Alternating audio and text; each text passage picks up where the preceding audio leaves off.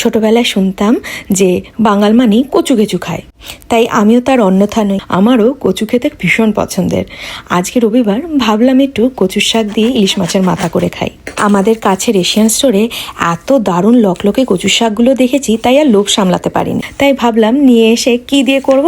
তো মাকে বললাম, মা ইলিশ মাছের মাথা আছে, ওটা দিয়েই করে ফেলি। মা বললো কর। আর আমার না কচুর শাক কাটতেও বেশ লাগে, এরকম শক শক করে আওয়াজ হয়, আমার হেভি লাগে। মা যখন কাটতো চেয়ে চেয়ে দেখতাম, কিন্তু কখনো সেরকম আগে রান্না করতাম না। কিন্তু এখানে এসে, মানে কোরিয়ায় এসে যখন এত ভালো ভালো কচুর শাক দেখি, তখন আর লোভও সামলে রাখতে পারি না। যাই হোক, কচু শাকগুলিকে ভালোভাবে কেটে তারপর একটু নুন দিয়ে জলের মধ্যে ভালো করে সেদ্ধ করে এরকম হালকা একটু কচলে নিয়েছি। কচলে কি একটু মিশাগুসা হয়, আমার ঠাকুমার ভাষায় আর কি, মিশাগুসা। আচ্ছা, যাই হোক, তারপর মাছকে, মানে ইলিশ মাছের মাথাটাকে ভালো করে নুন হলুদ দিয়ে ভেজে নিয়ে তারপর ওই তেলেই একটু হলুদ, তেজপাতা, শুকনো লঙ্কা আর 5 ফোড়ন দিয়ে তার মধ্যে ওই সেদ্ধ করা কচু শাকটা দিয়ে ভালো করে নাড়াচাড়া করে স্বাদ মতো মিষ্টি আর নুন, একটু মিষ্টিটা বেশি দিতে হয়, তাহলে খেতে মজা লাগে।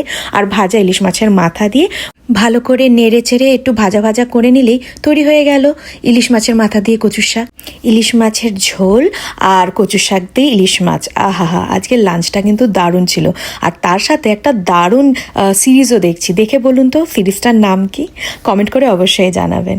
আমার হাজব্যান্ড তো খেয়ে বললো, ইস আরেকটু কচুর শাক নিয়ে এসে করলে ভালো হতো। আমি বললাম ঠিক আছে, নেক্সট টাইম এনে করে খাওয়াবো।